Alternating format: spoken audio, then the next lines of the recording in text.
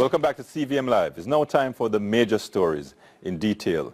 And Jamaica is the third most exposed country to natural disasters in the world.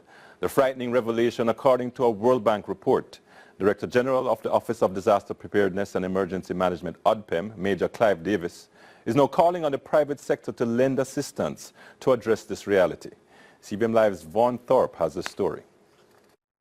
87.7% of our population is exposed or is at risk from 3 or more hazards. According to ODPEM's Director General, Major Clive Davis, citing a World Bank report, Jamaica is the third most exposed country to multiple hazards in the world.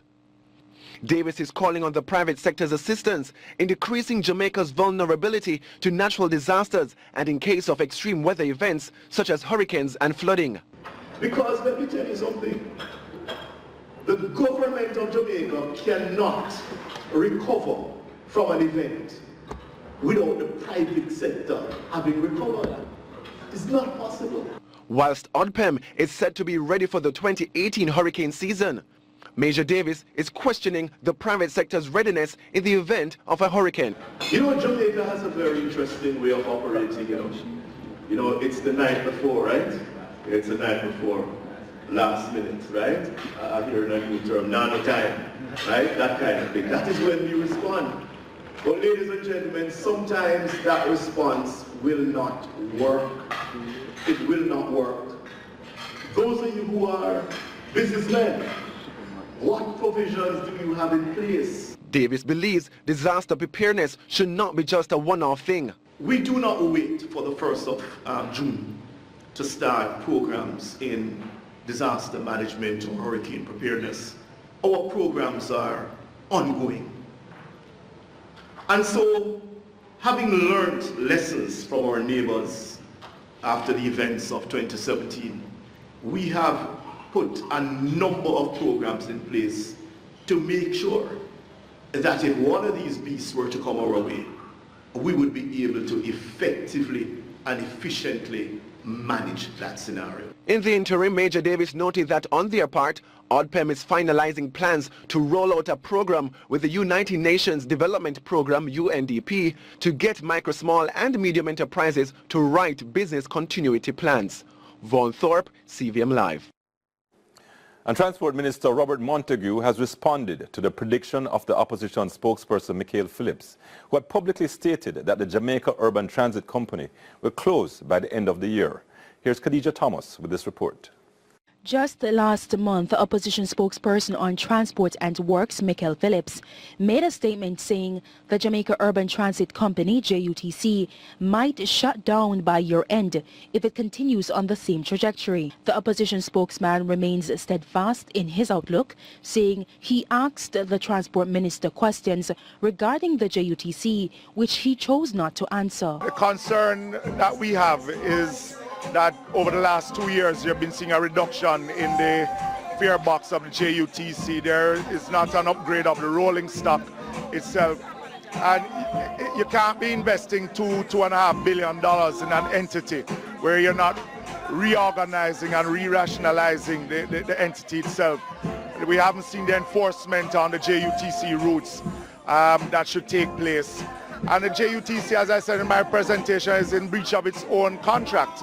This breach of contract, he says, concerns the JUTC being unable to supply 25,000 seats. However, the Transport Minister has a different view.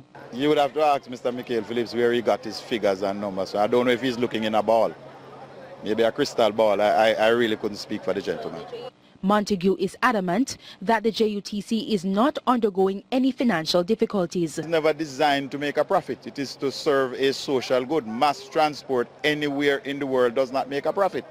And therefore that is why the JUTC is subsidized up to the tune of $2.5 billion by the government to keep a mass transit system going. Mass transit is never designed for profit. Reporting for CVM Live.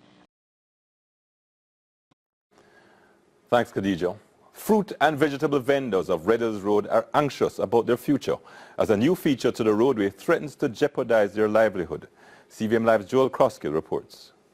In the shadow of one of the most successful shopping experiences in the corporate area, the vendors of Red Hills Road are fretting over the construction that they see taking place in the environs of the Price Mart and what it means for the source of their own livelihood. Price Mart is doing some expansion.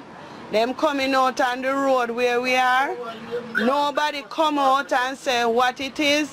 We only see people coming, marking out space, so them putting out a stoplight, all in a stall, and all no Price Mart don't have the decency to come out and even say, have a meeting with us. Rodney Bent, who has been vending at this location for 15 years, says that the installation of a new stoplight in the vicinity of their stalls came as a complete surprise.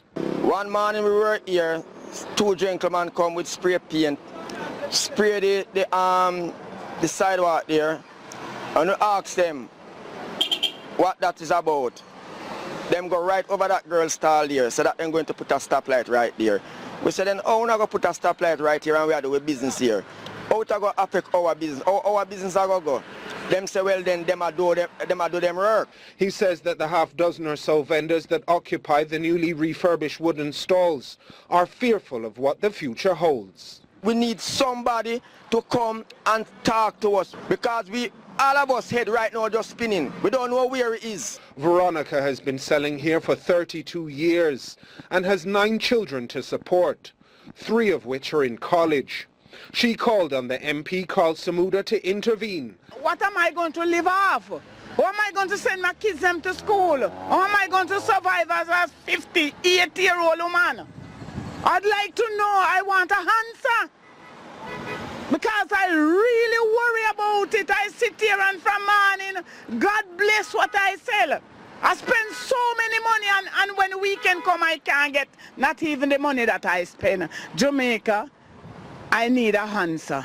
Joel Crossgill, CVM.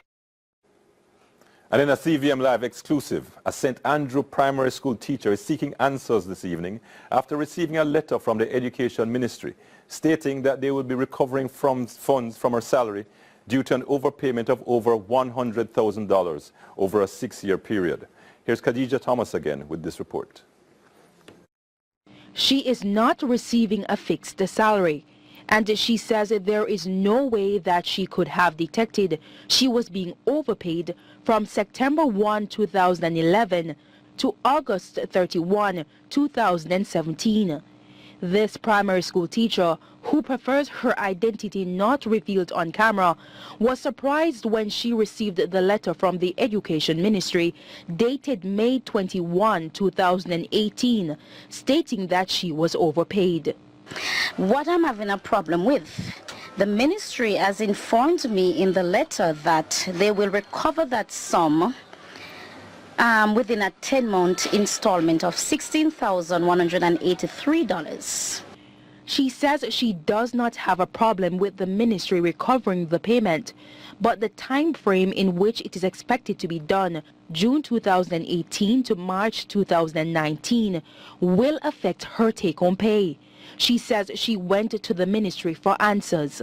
I've gone to the ministry twice to say to them, look, I believe that I was getting less than I ought to be getting because I said my years of service and my qualification. Now, if somebody had just taken up my request at that time, maybe this error could have been found out some time ago. But no, I don't think nothing was done. The ministry have to work that out and think about what a teacher's salary look like.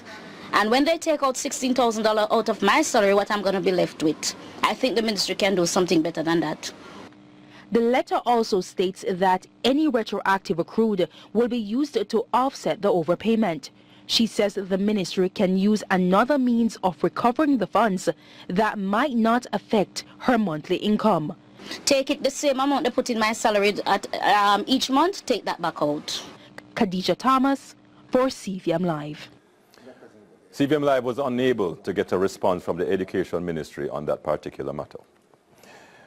Opposition spokesman on energy, Philip Paulwell, is reiterating the call for the government to review the tax on fuel. This, as he fears the imposition of the taxation on fuels will trigger hardship for local manufacturing companies. Here's Von Thorpe with the report. While admitting fuel prices on the world market fluctuate, opposition spokesman on energy Philip Paulwell argues that the current price for fuel does not add up. Paulwell alluded to his fears of the economy and the well-being of Jamaicans being negatively impacted, making comparisons to the fuel prices between now and previous years. For regular fuel, some places have to pay $180. Now, that price is what we paid about 8 years ago when the price per barrel of oil was about $150 a barrel. Today, the price of oil is about $65 per barrel, US, but we are now paying the same retail price as then. So I had to scratch my head to figure out why. According to Paulwell, the tax is one of the major factors driving up the cost of fuel in Jamaica, and added that the oil hedge bought by the previous People's National Party-led government was meant to be an insurance policy against world oil price increases, which were expected to reach over $70 a barrel in the 2015-2016 period. Now, that fund is no longer being used as a hedge, and the government collects over $6 billion per annum for that fund, which is no longer being used. And all I'm saying, give back the people that money, because they have to spend it now to buy fuel. And that will go some distance in alleviating some of the hardship that our people face. Paulwell was speaking at the Jamaica Flour Mill's 50th anniversary luncheon held recently. Von Thorpe, CVM Live. Acting Assistant Commissioner of Police Steve McGregor is calling for the implementation of more safer communities across the island in a bid to reduce crime and violence among the nation's youth. CVM Live's Khadija Thomas reports. ACP Steve McGregor says creating safe communities will empower the youth to refrain from crime, so he's calling on adults to work with the police in making this a reality. What is causing the problem in our communities is existing in the community. So it must be that it is in the community that we are going to solve this. And this is what this is about. This is a good day for Jamaica today, and I am happy to be a part of it. The senior cop reminded persons at the launch of the Safe Community in Belair St. Anne that a curfew program, police youth club and the Safe School program was implemented to keep communities safe. This community was sensitized in January, and this is when it is now being launched. We have ensured that all the 6 pillars are up and running, actively playing a part in the community. And since that sensitization date, we have not had any violent crime in this. This is one of the hotspots, and because the community has been empowered, they are stepping up, it has been having a real positive effect on what is happening in this community. Meanwhile, member of the Safe School program, Principal Lambert Pearson, says he's confident this initiative will change the face of their community. The student coming to school will be showing improved behavior, even the parent, the level of interest that they will show in their children, the example that we will be setting for their children. I see this initiative going a very far way in making this community a community of choice where people will want to live. Khadija Thomas, CVM Live. Time now for regional and international news. We begin with news in the Bahamas. Air accident investigators are currently looking into what caused the plane to crash on Tuesday, which claimed 3 lives. 3 American men died when the plane crashed on an island in the Bahamas shortly after takeoff. According to reports, the twin-engine Cessna crashed in an area about a mile north of the runway. The Bahamas Our News has more. The charred remains of a twin-engine Cessna 421 lay scattered throughout bushes a mile north of the Rock Sound Airport, the result of a plane crash around 4 p.m. yesterday that would leave 3 South Carolina men dead. Their bodies found thrown about the wreckage. The bodies were removed around midnight. Chief investigator at the Air Accident and Investigation Department, Delvin Major, says based on what's left, no one could have possibly survived, and it will be a while before anyone knows exactly what went wrong. It's hard to say because tomorrow, once the other experts arrive, we're going to be going through actually moving parts and documenting, so that can take anywhere from 6 months to a year. From the main road, we walked nearly 2 miles through bushes to get to the crash site. The tail of the plane, basically the only recognizable part, along with pieces of the propellers and the window frame. The plane reportedly burst into flames upon impact. The plane, based on eyewitness accounts, only airborne for about a minute. The aircraft took off and it was reported that the aircraft may have crashed. So we're still documenting, so I really can't say exactly what happened, but we do know shortly after takeoff the aircraft did crash. Welcome back to your 90-minute news program, CVM Live on CVM Television. Of course, big red flag raised again concerning the latest bout of controversy affecting the government of Jamaica.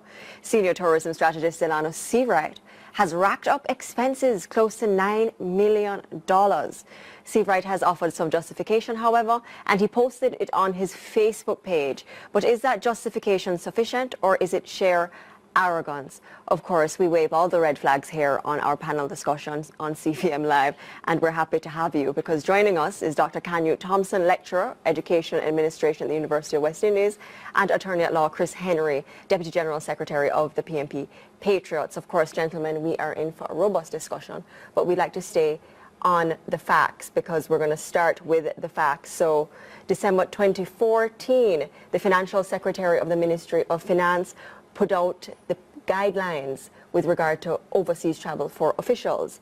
And within those guidelines, it says that any expenditure must be to further the national goals of the ministry or the organization. It also stated that accountability and transparency must occur with regard to all disbursements and reimbursements of expenses, and that business travel arrangements must be cost effective and of value to the country. So, Dr. Thompson, where are you at? Because we see Delano Seawright here, the communication strategist in the Ministry of Tourism, racking up what we feel are big bills with airfare to New York costing in excess of $400,000.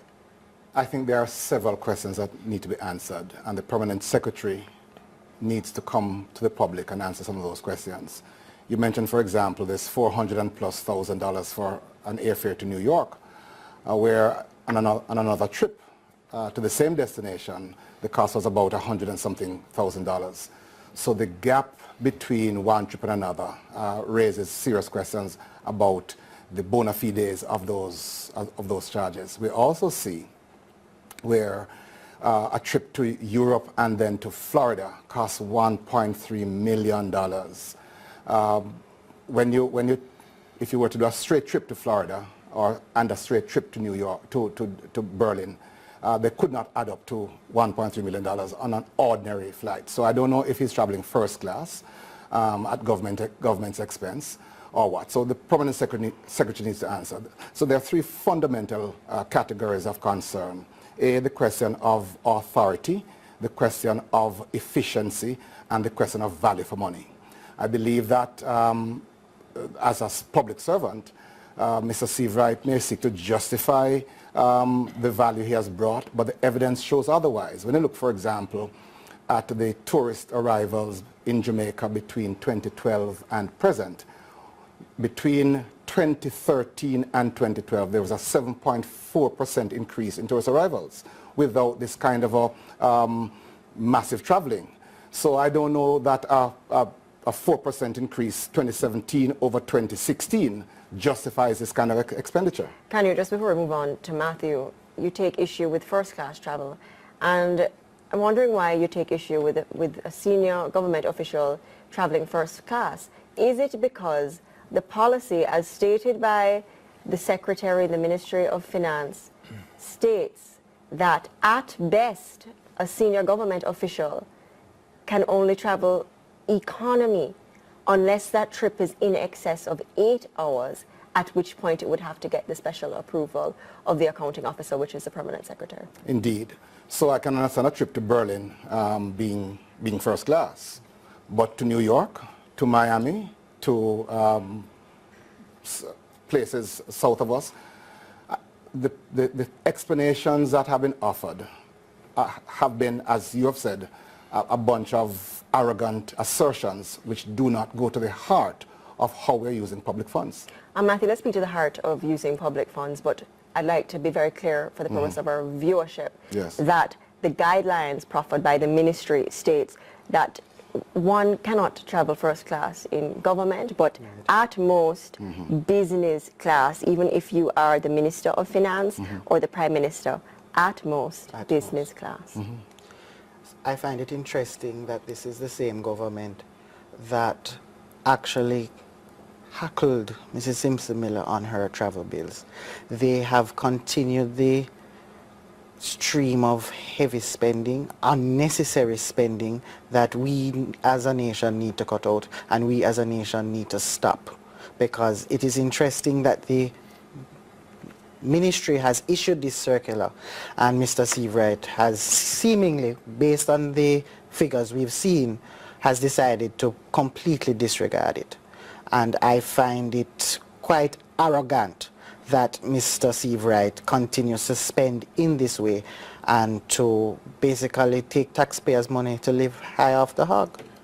Before I ask you both gentlemen a question, I just want to point out that we did seek some government representation on the program to address the issue, but we did not meet with any success, and Mr. Seabright himself turned down the offer.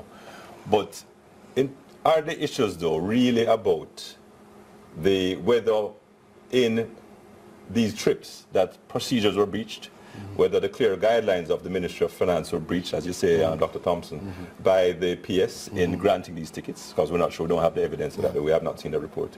But beyond that, is this just as you're saying, that this is just extravagance on the part of the ministry or persons within the ministry in allowing these expenses to go? It's hard for us to judge value for money until we know more about the role of Mr. Seabright and the success of those particular trips. But the issues aren't the issues really on the table about breach of procedure and extravagance? Is that the case?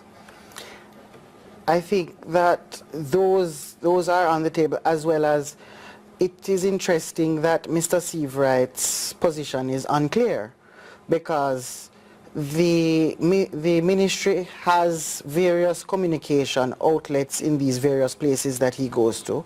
He has declared that it is on communication and, for want of a better term, spreading the Jamaican flag going to these places, yet still in one instance. But his job says he's a strategist. I'm not sure what a strategist does. Exactly. We are very unsure as to what a strategist does. But it would be hard to say, because you're unsure that there are other persons fulfilling that role within the ministry. No, there is confirmation. There are other persons. As strategists? As strategists, as marketing strategists, we pay, I can confirm we pay one advertising agency in the United States $1 million a year to advertise and to raise the Jamaican flag. But is that the same role as having a strategist within the ministry? I don't think so. I don't think so, but I feel... So this comes really to the issue of transparency. The job description of Mr. Seabright should not be a private matter. I should be able to go on the minister's website and download his job description. But are we wrongfully passing the buck to Mr. Seabright? Because Mr. Seabright is not the accounting officer in the ministry. The accounting officer will be the permanent secretary, to whom all requests must be submitted within a specific framework. Indeed, I agree. A time frame. So I go back to the previous point that, in fact, the permanent secretary needs to explain these expenses. Let's assume that some error may have occurred with the first or second one and took her by surprise, but there has been a pattern over the last several months.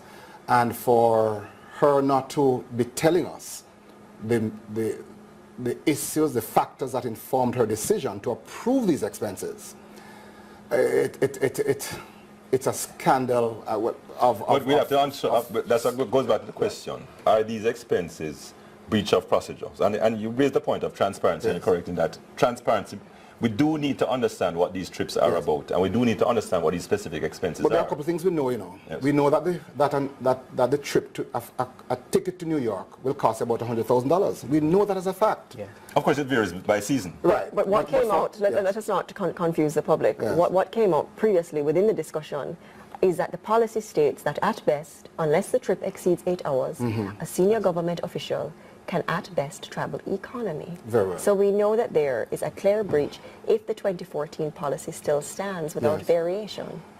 So we need some explanation from the people in the ministry as to how these figures if this was not an economy ticket against what the policy is. Are we passing the buck though, Matthew? Because the permanent secretary should have received these things. Now, persons are saying that it was wrong of PAC chairman Dr. Wickham McNeil to bring up an issue which was not on the agenda of the PAC on the basis that this issue is so important that it should be answered immediately. Was that fair to the PS? I think the PS should be well aware of what exactly is taking place in our ministry. The buck really, as Dr. Thompson said, stops with her. So for Dr. McNeil to bring up that at PAAC, he's quite within his right, because this is something that involves not only taxpayer money but the national interest. So she needs to account to us as to why Mr. Seabright, and I will repeat it, is living high off the hog.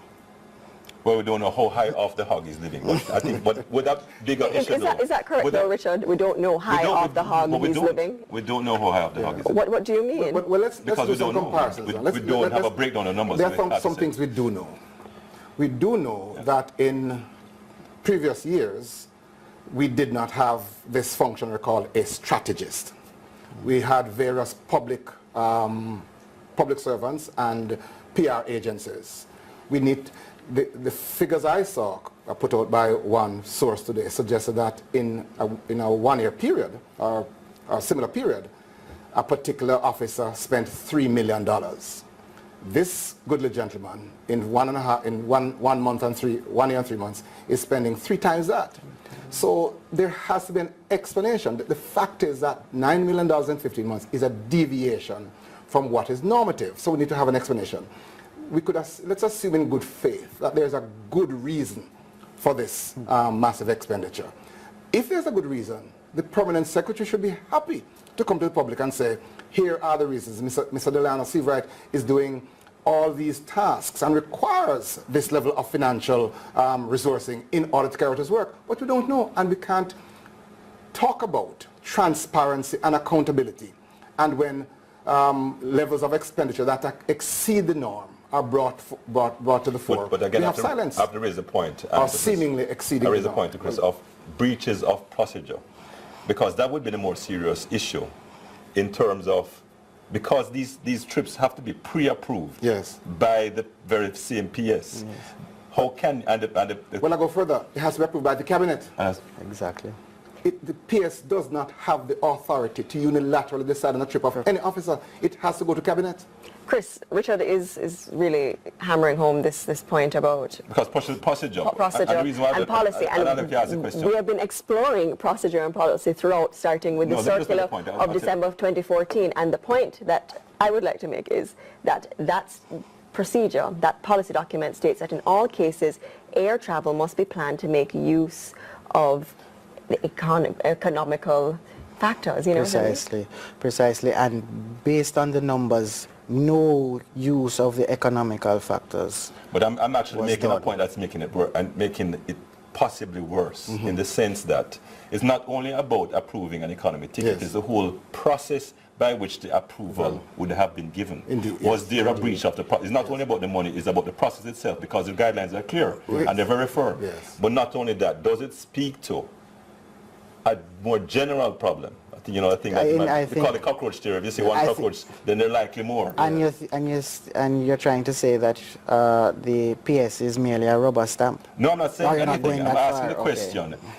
Is there a situation where if procedures are being broken in this or are not being observed in this particular instance, does it speak to a breakdown in how processes are observed within that particular It may very well be. So we can only wait to see whether or not other cases of this kind will come to the fore. Let's take it further, gentlemen. I think what Richard is suggesting, or it could be inferred that Richard is suggesting that there's a breach of procedure by the Cabinet of Jamaica. And what? No, by the Cabinet. What would within the ministry? Can you just say that the Cabinet have to sign off, and the Cabinet would have to adhere to the same policy? Have to sign off on the fact of a trip, but not the details by which the ticket is bought. They would have to review the details. Which responsible decision maker would blindly sign off on an activity without... But the cabinet is not going to go into the details of the trip. The cabinet is not going to look over and say, well, did this, was this... The cabinet is not going to go into the details. But this gentleman is accompanying the minister.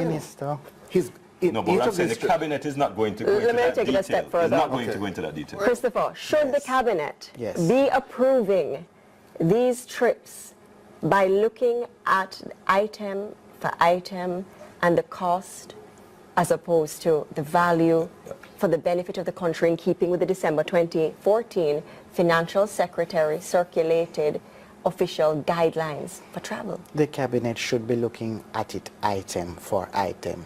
No cabinet can do that. They would seize up immediately. That's impossible. Why would they seize up immediately if they must adhere to these No, the reason why you have well? process and procedures is for the very same reason. The reason why you have accountable people down the line, the chain of command. The cabinet is only making strategic decisions based on whether that trip makes sense, based on a particular level of expenditure. So is Richard saying that the cabinet is simply a rubber stamp, and is that good enough? Is that good enough for the people of Jamaica for these matters to be rubber stamped, where you have a trip of $400,000 in a country of 3 million people? Should the cabinet just be rubber stamping the actions and the approvals of a permanent secretary? The decision on the trip would have been initiated at some point. The minister would get involved about trips in which he's been accompanied by a senior strategist. I would be very, very disappointed if we have government ministers who have made a lot about public waste, who will blindly certify expenditures without looking at the details of those expenditures. There's a minister, for example, haven't heard much of him recently, Minister Shaw. He spent $8 million on telephone bills. And we're told that he would pay back the portion that's attributable to either to his carelessness or to his personal use. We don't have any evidence that a dime has been repaid. Matthew, what's your final sentence, because we're winding down? My final sentence is that this extravagance, the buck stops with the cabinet and the PS, and the cabinet cannot be merely a rubber stamp, and we as a nation need to hear exactly the value and what is Mr. Seavright's position in the ministry.